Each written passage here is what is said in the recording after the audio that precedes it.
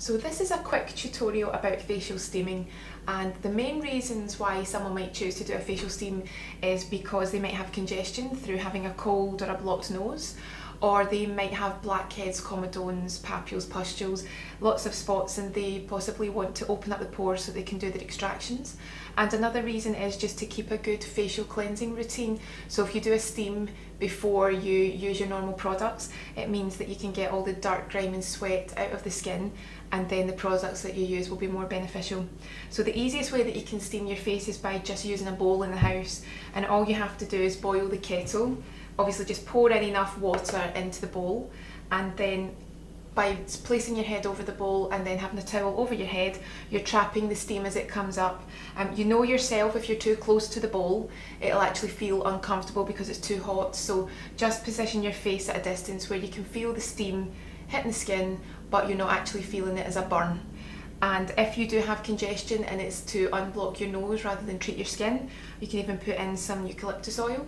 But if it's more about treating the skin and getting the benefits of the steam to open the pores, then it can be plain water, or you might even choose to put a tiny bit of tea tree or lavender in, something that's beneficial to the skin. But after about 5 or 10 minutes maximum, you're then ready to do extractions or to dry off the skin and use further products. So easiest way, number one, is just to use a bowl. So another way of doing facial steaming is to buy yourself a facial sauna that you can use on your own in your house.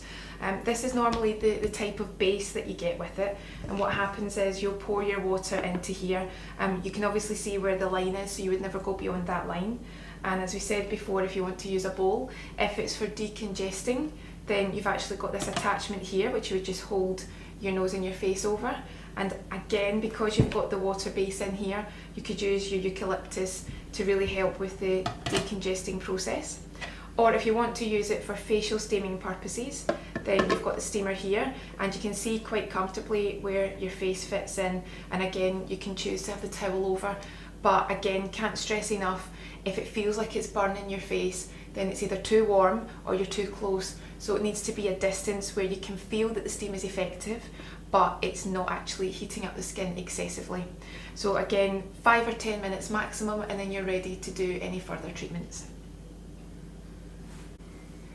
So this style of steamer is very much for the professional therapist. So you'll use this if you're working on clients at home or if you're mobile and freelance. It's the same style as the salon versions, except it's just on a smaller scale.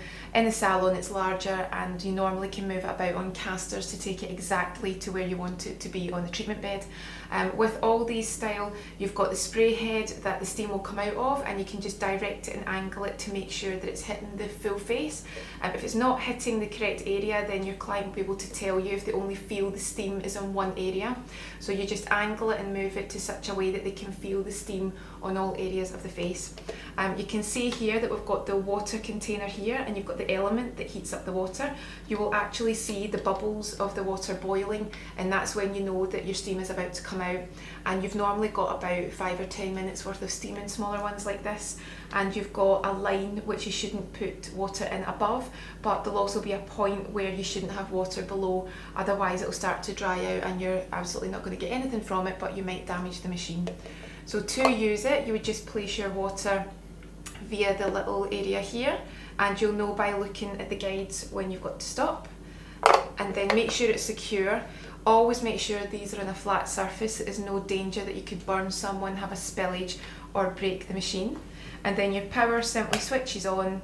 And the great addition about these is you've also got the ozone, and when you press on the ozone, that intensifies your steam, and it also makes your steamer antibacterial.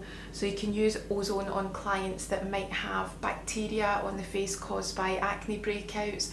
They might have different conditions that require some ozone for antibacterial purposes, but there are reasons why you shouldn't use ozone on the skin if someone's asthmatic or they have particular allergies.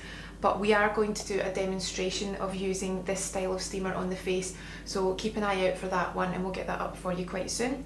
But this is a great one to use mostly for clients, but if you did want to invest in one for yourself in the house, it's probably the most professional that you can get.